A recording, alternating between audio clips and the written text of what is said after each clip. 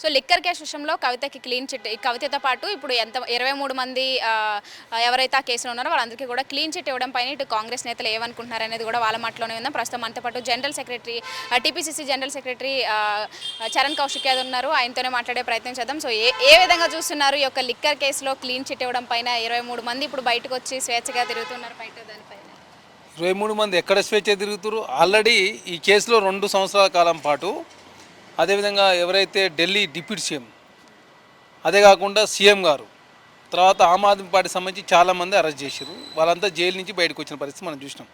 18వ number ఉన్నటువంటి కేజ్రీవాల్ గారినేమో ముందుగా arrest చేశారు. 17వ నెంబర్ ఉన్నటువంటి కల్వకుంట్ల కవిత గారినేమో లేట్గా అరెస్ట్ చేశారు. లేట్గా అరెస్ట్ చేయడంతో తెలంగాణ రాష్ట్రంలో కొంత బీఆర్ఎస్ పార్టీ నష్టం జరిగిందని భావించి కవితను అరెస్ట్ చేస్తే ఎంపీ ఎలక్షన్ లాభం జరుగుతుందని చెప్పేసి బీఆర్ఎస్ పార్టీ అదే కాకుండా బీజేపీ మాట్లాడుకుని కవితను గారిని అరెస్ట్ చేస్తే అది భారతీయ జనతా పార్టీ లాభం జరిగింది, బీఆర్ఎస్ పార్టీ నష్టం జరిగింది. ఇప్పుడు కల్వకుంట్ల కవిత గారు బయటకు వచ్చి బీఆర్ఎస్ పార్టీని డ్యామేజ్ చేస్తుంది ఆ విషయం తెలిసి నన్ను కావాలనే కేసీఆర్ గారు బీజేపీ ఒకటై నన్ను అరెస్ట్ చేయించారని చెప్పి భావించే కల్వకుంట్ల కవిత గారు బీఆర్ఎస్ పార్టీ బయటకు వచ్చి బీఆర్ఎస్ పార్టీని తిడతా ఉంది. కాబట్టి ఈ కేసు నుంచి ఎటైనా బయట వేస్తే తప్ప కల్వకుంట్ల కవిత గారితో ఇబ్బంది అవుతుందని చెప్పేసి కేసీఆర్ గారు భారతీయ జనతా పార్టీ భావించి ఇప్పుడు మరొకసారి కోర్టులో కొంత ఫేవర్గా వచ్చేటట్టు చేసినా కనపడతా ఉంది. అదే కాకుండా ఆమ్ ఆద్మీ పార్టీ కూడా ఢిల్లీలో ఓడిపోయింది. 4వసారి ముఖ్యమంత్రి కాకుండా అడ్డుకునే ప్రయత్నం చేశారు. దానిలో భారతీయ జనతా పార్టీ సబలీకృతమైంది. ఇప్పటివరకు భారతీయ జనతా పార్టీ నరేంద్ర మోడీ గారు వచ్చిన తర్వాత 8000 ఈడీ సిబిఐ కేసులు అయితే అందులో రాజకీయ నాయకులకు సంబంధించిన కేసులు 95% ప్రతిపక్ష నాయకులకు సంబంధించిన వారి మీద కేసులు పెట్టారు. కాంగ్రెస్ ప్రభుత్వంలో ఆనాడు 60% రాజకీయ నాయకుల మీద కేసు అయినాయి. అందులో కాంగ్రెస్ పార్టీ సంబంధించిన వాళ్ళు కూడా ఉన్నారు. కానీ ఇప్పుడు భారతీయ జనతా పార్టీ నరేంద్ర మోడీ గారు ఆనాడు కాంగ్రెస్ ప్రభుత్వాన్ని భారతీయ జనతా పార్టీ ఏమని పంజరంలో చిలక ఈడీ సిబిఐ అని చెప్పారు. సిబిఐ అంటే కాంగ్రెస్ బ్యూరో ఆఫ్ ఇన్వెస్టిగేషన్ అని చెప్పి విమర్శించారు. కానీ ఇప్పుడు భారతీయ జనతా పార్టీ జేబు సంస్థలుగా వాడుకుంటా ఉన్నారు, రాజకీయాలకు లొంగ తీసుకుంటా ఉన్నారు. ప్రతిపక్షంలో ఉన్నప్పుడు కాంగ్రెస్ పార్టీ సంబంధించి హేమంత్ బిశ్వా శర్మ డిప్యూటీ సీఎం ముఖ్యమంత్రిగా ఉన్నప్పుడు ఆ కేసు అయింది, ఈడీ కేసు. తర్వాత భారతీయ జనతాలో పోయి ముఖ్యమంత్రి అయిన తర్వాత ఏమైందో తెలియదు.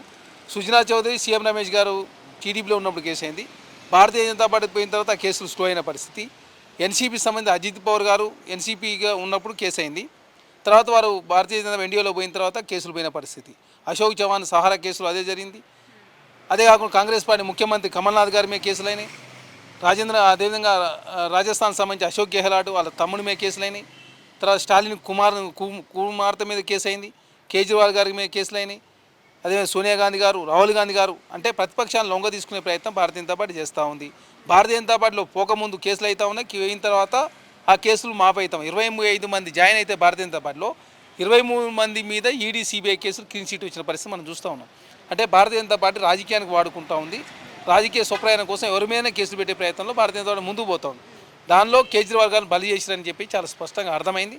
ఆ లింకులో భాగంగా అనుకోకుండా కల్వకుంట్ల కవిత గారు పేరు రావడంతో కాంగ్రెస్ పార్టీకి ఒత్తిడి చేసిన తర్వాత 2 సంవత్సరాల తర్వాత అరెస్ట్ చేశారు. ఆ అరెస్టు బీఆర్ఎస్ పార్టీ లాభం జరుగుతుంది అనుకుంటే అది భారతీయ జనతా పార్టీ లాభమైంది. కాబట్టి 9 సంవత్సరాల కాలం పాటు భారతీయ జనతా పార్టీ ఇచ్చిన అన్ని బిల్లులకు బీఆర్ఎస్ పార్టీ మద్దతు ఇచ్చింది. ఇప్పుడు కలిసి ఎవరు భవిష్యత్తులో కలిసి పోటీ చేసే ప్రయత్నాలు భాగంగా ఇప్పుడు కల్వకుంట్ల కవిత గారిని కావచ్చు, అదే కేజ్రీవాల్ గారికి క్లీన్ చీట్ వచ్చింది కాబట్టి కల్వకుంట్ల కవిత గారు ఆ కేసు ఉంది కాబట్టి ఆయన కూడా క్లీన్ చీట్ వచ్చిన పరిస్థితి. సో ఇప్పుడు కోర్టు ఇచ్చిన తీర్పు ప్రకారం చూసుకుంటే కనుక ఈడీ అలాగే సిబిఐ ఇటు అధికారంలో ఉన్న బీజేపీ పార్టీకి, దేశంలో అధికారంలో ఉన్న బీజేపీ పార్టీతోనే పనిచేస్తున్నదేవా, సరిగ్గా ప్రజల వైపు నుంచి ఆలోచించట్లేదు, పని చేయట్లేదు అనేది ఎంతవరకు కనిపిస్తుంది? అది కరెక్ట్ అనిపిస్తుందా కోర్టు చెప్పింది? ఇప్పటి వరకు భారతీయ జనతా పార్టీ దేశంలో అధికారులకు వచ్చిన తర్వాత 0.36% మాత్రమే శిక్షలు పడ్డాయి. 9000 కేసులు పెడితే 0.36%. 25 మంది భారతీయ జనతా పార్టీ జాయిన్ అయితే 23 మంది మీద క్లీన్ చీట్ వచ్చింది. చాలామంది మీద క్లీన్ చీట్ వచ్చినది, కొన్ని కేసులు స్లో అయినాయి. వాళ్ళంతా కూడా భారతీయ జనతా పార్టీలో పునరావాసం తీసుకుంటా ఉన్నారు. దానిలో భాగంగా చాలామందిని ఈడీ సిబిఐ రాజకీయం కోసం వాడుకుంటున్న విషయాన్ని చాలా స్పష్టంగా నిర్ధారణ అయింది. కాబట్టి భారతీయ జనతా పార్టీ జేబు సంస్థలుగా మారినాయి. ఇన్కమ్ ట్యాక్స్ కావచ్చు, ఈడీ కావచ్చు, సిబిఐ, లాస్ట్ ఎలక్షన్ కమిషన్ కూడా భారతీయ జనతా పార్టీ నరేంద్ర మోడీ గారు సహకరిస్తూ ఉన్నారు. కాబట్టి కాంగ్రెస్ పార్టీగా ఈ దేశంలో భారతీయ జనతా పార్టీ ప్రజాస్వామ్యాన్ని కూని చేసే ప్రయత్నం జరుగుతూ ఉంది. BRS party Bharatiya Janata party ఒకటని చెప్పినాం, గతంలో చెప్పినాం, భవిష్యత్తులో కూడా అదే జరగబోతూ ఉంది. 4వసారి నరేంద్ర మోడీ గారు ప్రధానమంత్రి కావాలంటే చాలా చిన్న పార్టీలతో పొత్తు పెట్టుకునే ప్రయత్నం జరుగుతూ ఉంది. కాంగ్రెస్ నాయకులు అసలు మీరు అంతా ఏమనుకుంటున్నారు? నిజంగా అక్కడ లిక్కర్ స్కామ్ జరిగిందా? అక్కడ ఇప్పుడు కోర్టు తీర్పు ఇచ్చిన తర్వాత వీళ్ళందరికీ న్యాయం జరిగింది అనిపిస్తుందా, లేకపోతే ఇక్కడ ఇంకా వెనకాల ఏమైనా నడుస్తున్నాయనే ఆలోచన? ఇక్కడ కేజ్రీవాల్ గారు సంబంధించిన అంశము ఆనాడే కాంగ్రెస్ పార్టీ చెప్పినాం.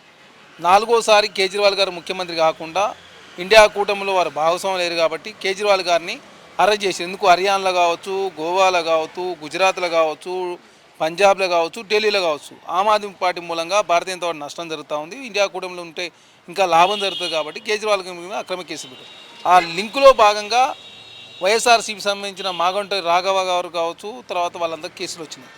తర్వాత కల్వకుంట్ల కవిత గారిని అరెస్ట్ చేయకుండా కాపాడారు. అది అసెంబ్లీ ఎలక్షన్లో బీఆర్ఎస్ పార్టీ నష్టం జరిగింది కాబట్టి అరెస్ట్ అయితే ఏమైనా లాభం జరుగుతుందని చెప్పేసి వాళ్ళే బీజేపీతో మాట్లాడుకొని అరెస్ట్ చేయించుకున్నారు. అది బీఆర్ఎస్ పార్టీ లాభం జరగకపోగా భారతీయ జనతా పార్టీ లాభం జరిగింది కాబట్టి ఇప్పుడు కల్వకుంట్ల కవిత గారు అది గ్రహించి బయటకు వచ్చి రోజు బీఆర్ఎస్ పార్టీ మీద పోరాటం చేస్తుంది కాబట్టి అది భవిష్యత్తులో ఇంకా నష్టం జరుగుతుంది కాబట్టి దానిలో భాగంగా కేసీఆర్ గారే బీజేపీ బీఆర్ఎస్ పార్టీ ఒకటే, కేజ్రీవాల్ గారి అంశం ఎటైనా ఆయన క్లీన్ షీట్ వస్తుంది కాబట్టి దానిలో భాగంగా అందులో ఉన్నట్టు 23 మంది క్లీన్ షీట్. ఇటు బీజేపీ ఏమో కాంగ్రెస్ బీఆర్ఎస్ ఒకటని చెప్పేసి వాళ్ళు మాట్లాడుతుంటారు. బీఆర్ఎస్ పార్టీ తెచ్చిన బిల్లులకు వాళ్ళే మద్దతు, మేము ఒక బిల్లుగా మద్దతు ఇచ్చినాం. 9 సంవత్సరాల కాలం మద్దతు ఇచ్చింది వాళ్ళే. రాష్ట్రపతి, ఉపరాష్ట్రపతి, రాజ్యసభ వైస్ చైర్మన్, ట్రిపుల్ తలాకు, రైతు నల్ల చట్టాలకు, 370D ఆర్టికల్ కానీ మద్దతు ఇచ్చింది వాళ్ళే కదా, మేము కాదు కదా. అదే కాకుండా లింగోజీ కూడా హైదరాబాద్లో కార్పొరేటర్ ఎలక్షన్ జరిగితే భారతీయ జనతా పార్టీ అభ్యర్థికి బీఆర్ఎస్ పార్టీ మద్దతు ఇచ్చారు. కాబట్టి కాంగ్రెస్ పార్టీ ఎక్కడ కూడా బీఆర్ఎస్ పార్టీతో ఏనాడు కూడా మద్దతు తీసుకోలేదు. సరే 2004లో పొత్తు పెట్టుకున్నాం, ఓకే. 2014 తర్వాత కానీ ఏనాడు బీఆర్ఎస్ పార్టీతో మేము కలిసి లేము. కాబట్టి Bharatiya Janata party BRS party ఒకటి, భవిష్యత్తులో ఖచ్చితంగా కలిసి పోటీ చేస్తారు. కాబట్టి కేటీఆర్ గారు కల్వకుంట్ల కవిత గారిని కావాలనే నన్ను పంపిండు, తను నేను అడ్డం అవుతుందని చెప్పేసి భావించి తను బీఆర్ఎస్ పార్టీ మీద ఎప్పుడైతే ఎక్కువ పెట్టి మాట్లాడుతూ ఉందో బీఆర్ఎస్ పార్టీ సస్పెండ్ చేశారు. ఇప్పుడు అది ఎక్కువ అవడంతో భవిష్యత్తులో బీఆర్ఎస్ పార్టీ నష్టం అవుతుంది కాబట్టి దానిలో భాగంగా భారతీయ జనతా పార్టీతో ఉన్న సంబంధాలతో భాగంగా కల్వకుంట్ల కవిత గారిని బయటపడే ప్రయత్నం. అదే కాకుండా ఆ కేసులో కేజ్రీవాల్ గారు అక్రమంగా ఇరికించారు కాబట్టి అక్రమంగా ఇరికించిన కేసు ఎలాంటి ఆధారాలు లేవని చెప్పేసి ఢిల్లీ కోర్టు తీర్పిచ్చిన పరిస్థితి మనం చూస్తూ ఉన్నాం. కాబట్టి 2 సంవత్సరాల కాలం పాటు మనోజ్ సిసోడియా గారు జైల్లో ఉన్నారు. ఆమ్ ఆద్మీ పార్టీకి సంబంధించి చాలామంది జైలు ఉన్న పరిస్థితి కూడా మనం చూసినాం. కాబట్టి Bharatiya Janata party CBI, ఈడీని, income ట్యాక్స్ను రాజకీయ పునరావాస కోసం వాడుకుంటాం.